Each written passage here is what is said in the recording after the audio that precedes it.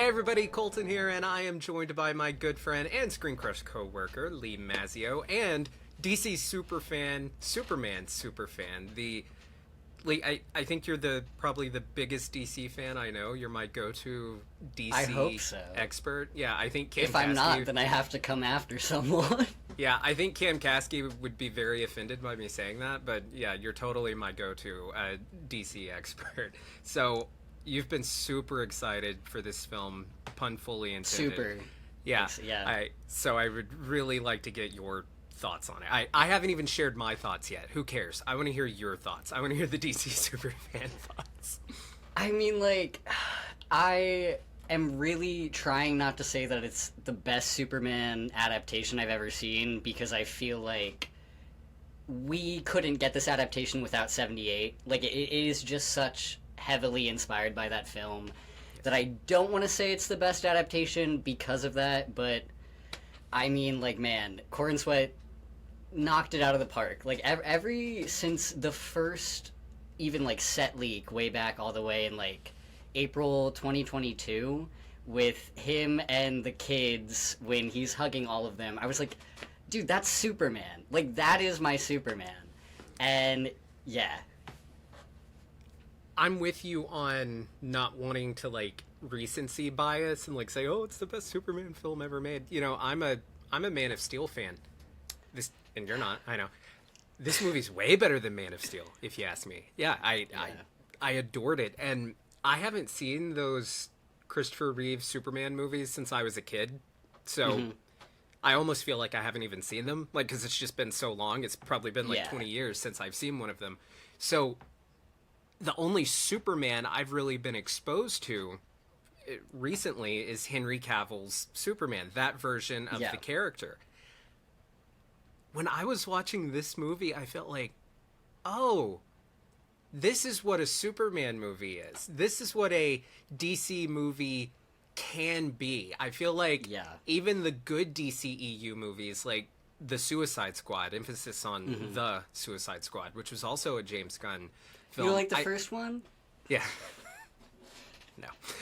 I feel like even that movie, it had like this, I don't know, like this lingering stench of just the DCEU. And I'm not saying that to start any drama. I liked a lot of the stuff they did. I liked Man of Steel. I thought the first Wonder Woman was good. I liked both Aquaman movies. I liked The Flash.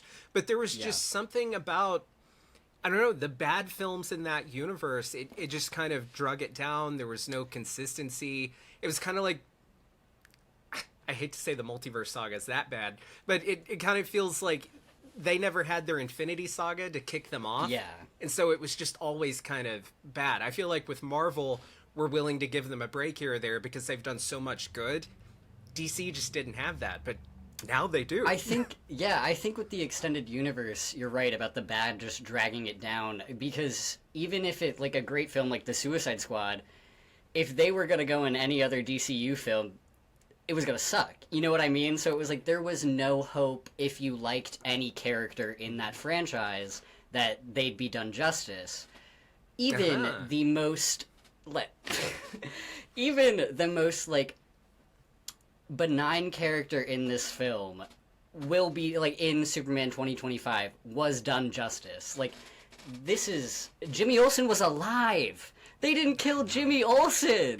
Like, I just have so much praise that this was a Superman film as much as it was like a Clark film. Yes. Because I feel like, especially with Man of Steel, we focused, and like I said this to Ryan, like Zack Snyder focused a lot on the super that made him Superman and not the man that made him Superman. Yes. And I think the best Superman adaptations are those that realize the Clark Kent is what makes him super. Yeah. And I mean, like, dude, James Gunn just, everything I wanted to see done was done in that movie. It felt like the characters were loved, which is what I feel like has been missing for quite some time. Well, and I mean, not to glaze James Gunn, but I mean, I will. I mean, he's yet to put out a film that I didn't like. Do you think that, okay, so we know that we have the new universe that is starting with the DCU. I love what they're doing with having. He's so good at characters. He is brilliant with characters, and he doesn't feel the need that. It's almost like in any superhero film. If it's a superhero character, they feel the need that they have to have like an origin story for the character. Yeah. No, just put them in the movie. Just have them be a supporting cast, and that's how comic books are. Brilliantly, yes. Like I was saying that this movie was like opening a comic book. Like as much as it opened and closed the story, Lex Luthor can do so much from prison. One of the best Superman books, All-Star Superman, Lex is in prison. Yep. Like.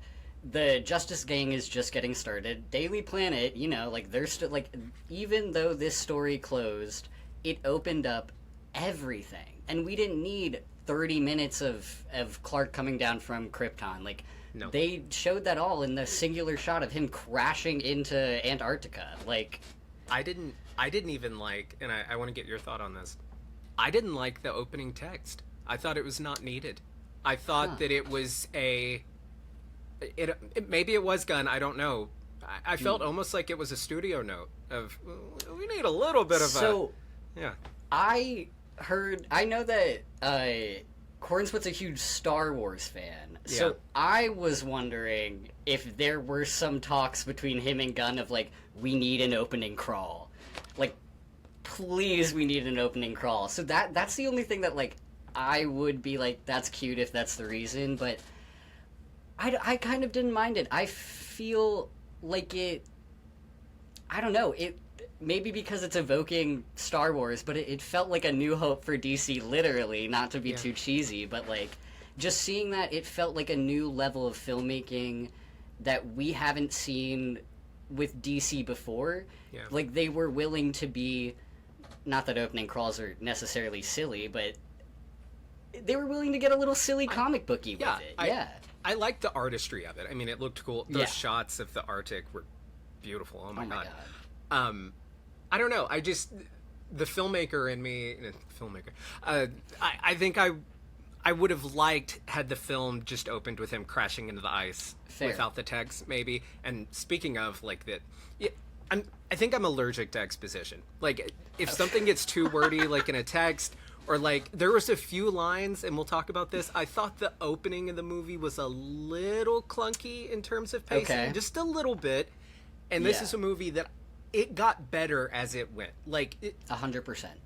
It's almost like, you know, when you're in love with someone and you love them more every day, you know, well, unless they're being a dick. But this movie, it felt like there was no moment in the movie that came that was not as good as what had just happened. It just got better and better. And that is so rare, especially for this type of movie. And I loved at the end that we got his origin story on the screens. I'm getting chills just talking about it. They set it up perfectly with the beginning, with him seeing his biological parents, but now it's his Earth parents. I don't even remember what the question was. Oh, did you think the beginning was a little clunky pacing-wise? I didn't I saw it twice. Back to back within 5 hours of each other. Yeah, and it was amazing. Thanks. I didn't think it was clunky the first time around. The second time around, I don't know if I thought it was clunky, but a lot happens really fast. Yeah. I didn't realize how soon we get to Lex in the fortress until the second watch. And quick. That is 30 minutes into the movie. I like, genuinely, I was like, there's still, this is like the climax of Act 1. I thought that was when, after the kaiju. Like, no, it is so quick into the movie. So maybe I do agree with you in that it's a little clunky, but I thought, it is a bit of an exposition dump. Yeah. But, you know, I wonder which would have been better, what they did or some long, drawn-out bullshit. Yeah. I like that they just got into the movie. So now I'm kind of arguing with myself. You agreed with me, so now I'm going to disagree. No, but really, it's okay. It was a little heavy-handed, but I don't know if there was a way around it without having to do, like, this long origin, unneeded thing. Just jump into the movie. We all know who Superman is. We know who Lex Luthor is. Yeah. James Gunn trusts his audience, I think, so that was something that shined through. So, yeah, I need to see it again. I'm jealous that you've seen it twice. Better the second time around. It does get better and better really the more you better the watch it. second time Yeah, around? Okay. I will say I found myself the second time watching it liking it more for Lex Luthor, honestly. And I feel like you've heard me yap about this at work. That, I agree. Like, Yeah. I just like something. I don't know if it was the score, because that Lex Luthor score, when that guitar kicked in, like I did the lock in theater. Like it was so good. But Nicholas Holt's performance was. All due respect to Corn Sweat, Nicholas Hoult and Brosnahan, that they carry this. Yeah. They're the best part of this movie. Corn Sweat's They great too. really I'm not are. saying, but they are. Yeah. They bring something to this movie. Yeah. There was something about this Lex performance, and I think it was the admittance of envy that I was like, yeah, wrap it up. This one's it. Like, this is the Lex Luthor I've been waiting for. Well, and Ryan assigned to me the Lex Luthor was right. Villains who were right. Yeah. We have that series at Screen Crush. He assigned that to me. And before I saw the movie, I was like, fuck, I don't want to do the Jeff Bezos How are you Elon gonna Musk argue is this right one? video. And then as I was watching the movie, I was like, oh, am I going to say this guy's right? He does so much horrible shit.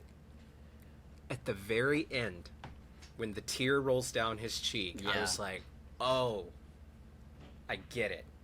Yeah. And I'm locked in now, and I'll give a little sneak peek as to what I'm saying. Is he is 100% right about how dangerous Superman would be if he was like him. Lex Yeah. Luthor knows what he would do with that power, and that's what he thinks Superman is going to do with it. So he's 100% justified in saying Yeah. Superman's a fucking threat, but what he doesn't get is that he's not he's more of a man than Lex is. He's more of a human Yeah. than Lex is. Yeah.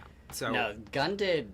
I think my favorite. This might be my favorite Superman and Lex dichotomy in any Superman media, especially because this is such like a minute thing, but they're the same height. Like there's the one scene where when where's the dog, that part, they're the Where's same the height, dog? and it's so good.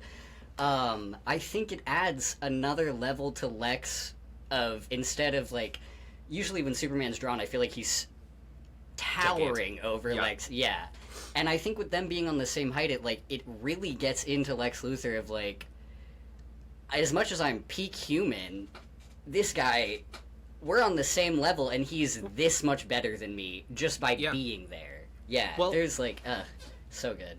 what I loved about this version of Superman, like to your point about the height thing, I love that they didn't feel the need to.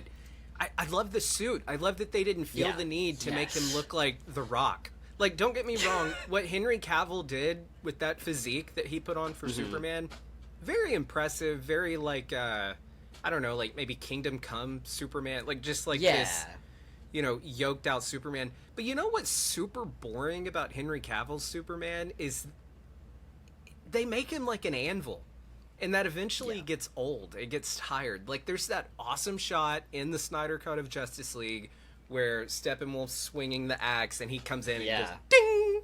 He's like not impressed. That's cool, but it's like, man, his cape didn't even move when that. Yeah.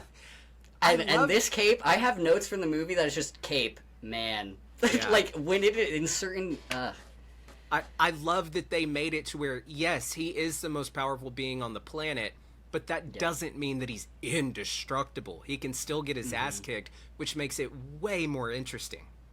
Yeah, and even in the moments that, like, yeah, he is indestructible, he took from All-Star, or not All-Star, for all seasons with Yeah. I can't hurt Superman, I'm gonna hurt Superman by hurting other people. And that is pinnacle way to get to Superman. And I feel like that, as much as it has been shown in other ways, it ultimately ends with Superman, snapping a neck. And it's like, this movie doesn't do that. And this movie shows Superman saving a squirrel. Like, there are so many instances where it's just like, this was a kind, hopeful movie where I think we needed that for Superman after the damage that your boy did for a bit. Speaking of snapping his neck, I did find myself. I loved Metamorpho in this movie. Yeah. I did genuinely say when he was in the cell and he was being held by the kryptonite before he got super like sick from it. I was like, why didn't he just snap his neck? And then I was like, because that's not Superman. Of course he's not gonna. That's what I would do. I would have snapped his neck. Not really, but he's so optimistic, and I love that Lex Luthor. He knows that he can get away with pretty much it because he's not scared of Superman because like I think he does know deep down he's not gonna hurt me. Yeah. The part at the end where he tries to run to the portal after he sees Superman out of his eye, I burst out laughing in the theater. That was hilarious. But I agree with you where he knows that Superman would never attack him. But I think that's kind of what drives him, is that he wants that to happen. He wants to break him. He wants to know what's going to get him to that point. Mm-hmm. I loved the Hulk and Loki moment between Krypto and Luthor. That was brilliant. Did you like Did what your they theater burst out and cheer when that happened? Yep. My theater made a noise anytime Krypto appeared. Yep. Did you like how they handled Krypto? Because when they first like confirmed he was going to be in it, I remember being like, is this a good idea? Is that too comic booky? But I mean, I'm here for it. I think they handled it great. Yeah, I mean, I first saw Krypto and I thought the dog was a little ugly, and so I wasn't a huge fan of it. But no, I loved, as soon as Krypto was on screen, I mean, like, it's James Gunn. Anytime he has an animal, I know that I'm in for an emotional roller coaster. I know that I'm in for a great time, that this animal is going to be the best directed animal ever. Like, I think that there was a lot of heart, especially with the inspiration from his own dog, that it just... Yes, yeah. Like, every inch of this movie felt covered in love, where every time Krypto was on screen, I was like, I don't even really want a dog, but man, I want a dog. Like, I don't want a dog. So, I have a dog, but... yeah. I have a few questions I wrote down because I specifically wanted to talk to you because I think I'm more of a Marvel guy. Yeah. And... surprisingly, I'm more of a DC guy. Yeah, but I wanted to ask you, as the expert, what did they... and I think you kind of just answered this, but if you want to elaborate... what did they get right about Superman, and what did they get right about Lex? Because I think those were the two key things that make this movie so great, is that Gunn always puts character first, and he nailed these two characters. Yeah. I think for Superman, he got his one line about him being human is his greatest strength. And I think he really hit that home with Superman, not only as, like, the theme of the character, but Clark as a person is about being human and what it means to be human. And Pa's whole thing of, like, your parents are meant to guide you, not tell you who you're supposed to be. Like, as much as the Kents raised him, Clark chooses to be a kind person. And I think that that is the importance of Superman, is that we can all be supermen, we just have to choose to be kind. It is everyone's own choice to be a kind person, and like you said with Lex, he's envious of Clark because he knows that if he has those powers, he wouldn't be Superman, he'd be Omni-Man. Like, it's just, there's no way that anyone else could be Superman because they're not Clark Kent. And I think James Gunn understood that on a level that I don't think I've seen since Reeves.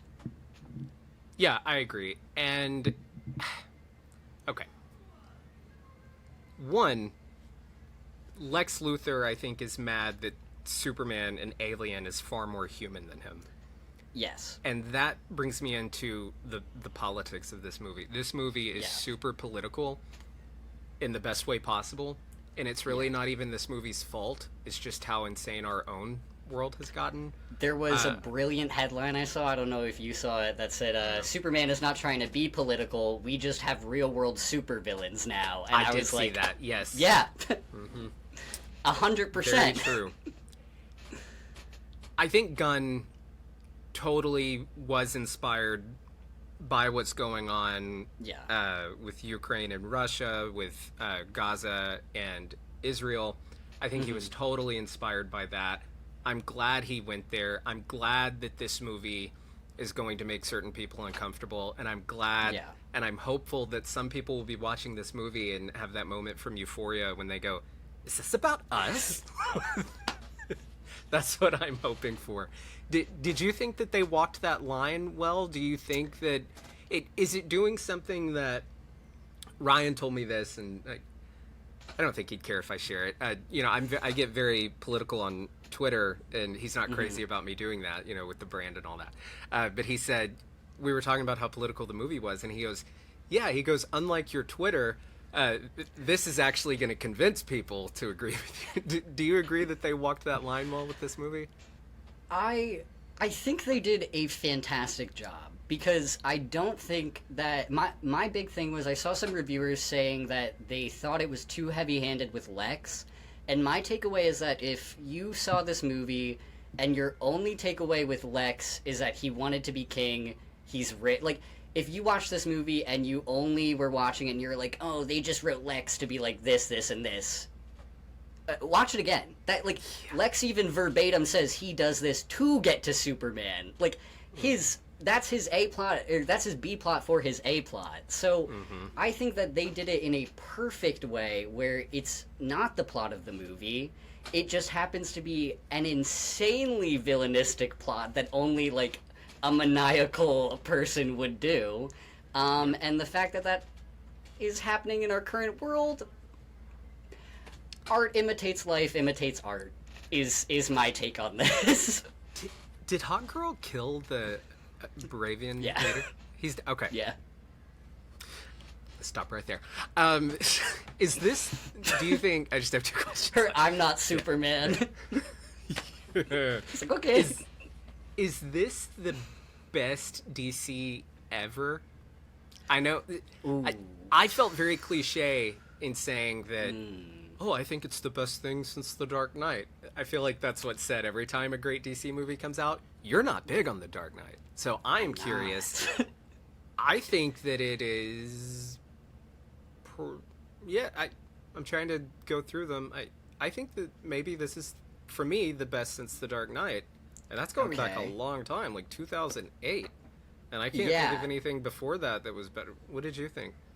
I'm getting stuck between this and the Batman, because the Batman, for me, Batman's my guy. I have a Batman tattoo.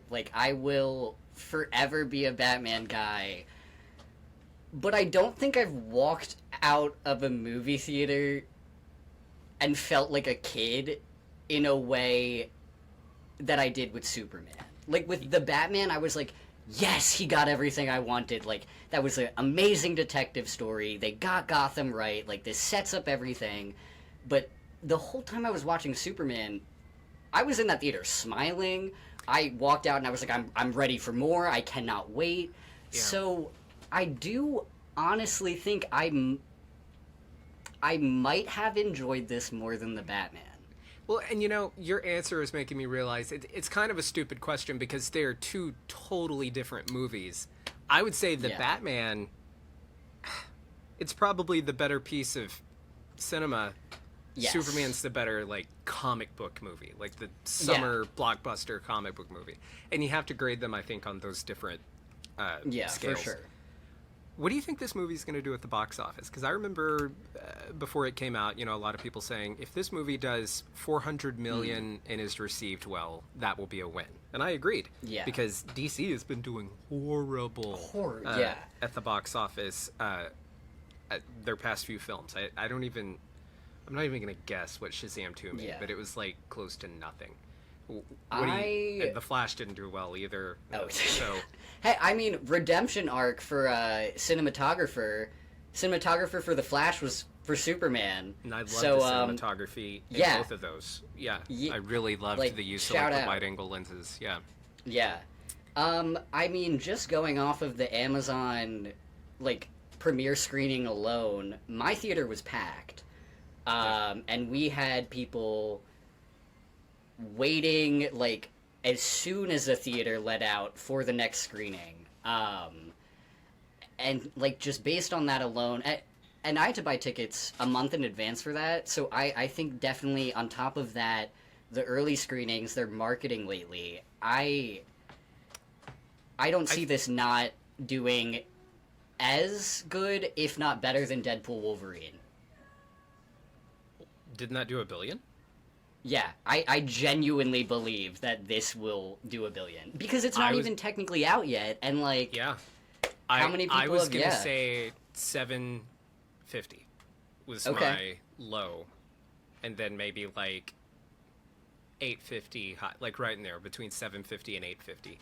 If Are it we hits doing $1 Price is billion- Right rules? Will you win? Yeah. I hope you're right. I think that would be phenomenal. And I think Yeah, you might be right, because Superman... I hope so. I mean, it's something that everybody will go see. Like, Yeah. when I went and saw it, I took my mom, I took my Yep. granny. They loved it. I'm taking my nephew to see it. Yeah. Everybody can go see this movie. Mm-hmm. And he's 5, and my grandmother's like 75. So there's a full range of everyone can go see this. And it's been a long time since there was a comic book movie that worked that way. I don't even know like, that a kid would sit through, like, Endgame, you know? Like... No, and I'd say, like, even with... I'm trying to think of the last Marvel movie that you could just walk into... Exactly, yeah. And not have any prior knowledge, because you could definitely have seen this movie without any Superman knowledge, and have... Yeah. Yeah, wow, no, that is... That actually might be a huge pull for them, then. Like, they... Yeah. God, I hope it hits $1 billion. Here we are need hoping. This. I need this franchise we hope to this do mega well. corporation makes $1 billion. No, I saw a tweet that was like, I'm so excited. The Breaking the Chains thing, it was like me when a good DC movie comes out and I don't have to lie about it being good. And I was like... You know another reason I hope it... It's not even because, I want them to make a lot of money. I don't care about that. I want it because... I think if it does that, Warner Brothers will just let him do whatever he wants. Yeah. And sometimes that's a good thing, sometimes it's not. I think with James Gunn, it's probably a good thing. I trust what James Gunn has done so far, and especially his... We need to... The fact that he killed a project is kind of what instilled my faith in him. Because I think, sadly, there's not enough project killing going along these days. But I think it's really admirable that he wants a good script before any production starts. Because I think he's going to set up... I mean, like, he walked at Marvel so he could run at DC. Like, I genuinely believe that he's going to lay the groundwork for an incredible universe for Warner Brothers that will be their new golden goose for so many years to come. And I hope he reinvents the wheel with it. I think we need to go back to formula, and I think he's kind of done that. Did you like that? Yeah. I think that's what we need to do. Super last question, then I'll let you go. Speaking of scripts and James Gunn and all that, Matt Reeves turned in the Batman 2 script. It's done. Yes, he did. James Gunn said on the red carpet that it's great. Just wanted to get your thoughts on that. Are you super excited? I am so excited. I really hope we see 2 acrobats fall. That is all I want and more in life. I need to see them hit the ground. That's pretty much my main goal for this movie. He better direct it. I've heard rumblings like he's not going to direct it. God, I hope that's not true. Like, I already am a little, I haven't been keeping up with if the cinematographer is still staying on, because I know Dune shooting was messing that up. And I don't want to say that the cinematography made the Batman, because it didn't, but it is a huge part of what the whole allure of Gotham was. So it is a little. I am a little nervous about the team. Like, if it is that divided, I already know that it went from Matt Reeves to Matt Reeves and who's the co-writer with him? Yeah. We're both dicks and don't remember. But yep, yeah. So sorry, other writer. As someone who went to college for screenwriting, I apologize. But no, so that alone made me a little iffy. But if Gunn trusts it, I feel like I have to trust it. Yeah. I know I said last question, but I just remembered one more I wanted to ask you. Like, speaking of Batman, and this Batman is not in the DCU, like, it's its own separate thing. I think that's a good thing, but we know we're getting a DCU Batman. One thing, going back to earlier in the conversation where we talked about how James Gunn, he thrives with no-name characters, like what he did with the Guardians of the Galaxy. It made Rocket Raccoon a thing. He did that in this movie with Hot Girl, goddamn Mr. Terrific. Bring me the Terrifics. Dude, I could give a fuck at this point if they bring in the Flash and, you know, all of these other, like, the heavy hitter Justice League. Give me a Justice League with Superman, Hot Girl, Guy Gardner, Green Lantern, Mr. Terrific, Metamorpho. Like, good. Make that. Like, I'm fine with that. It makes it fun for the people who are comic nerds. Yeah. Because I love when it's not like a Wally West that I've seen 80 million times and I know the backstory like the back of my hand. Like, I love being able to research and have to read other comics and, like, have to know who these characters are. It just makes everything so much... Like, I feel like I'm involved with the movie rather than, like, all right, they're doing an adaptation of this. Like, it makes it much more fun. I hope they take their time before they bring in their Batman. I think Superman can carry it. Maybe bring in Wonder Woman, and I want the actress from Andor to play her. I think that she'd be great. Either her or the actress who played Victoria Newman in The Boys. Yeah. I think she would be amazing. Too. Yeah. That's pretty good too. I think my pick's better. I don't disagree. Okay. Well, thank you so much for joining me. Of course. I really just, after I got out of this movie, I was like, I have to talk to Lee. I have to talk to Lee. If you guys don't know, yapping nonstop. Yeah, Lee is our best video editor. Oh, nobody's gonna watch this, so I can say it. Our best video editor at Screen Crush. DC superfan, Superman superfan. So yeah, when I got out of this, I was like, I've got to talk to Lee about it. So thanks for joining me. I really appreciate it. Happy to be here. Do you want to plug anything, like socials or anything? Yeah, you can find me at Lee Hawing, like yeehawing on all platforms, and I'm sure to post many about Superman there, as I've been doing for years. All right, thanks so much. Thanks, everybody. If you're new here, be sure to subscribe. Click the bell so you get notified every time we upload a new video. I've been Colton Ogburn.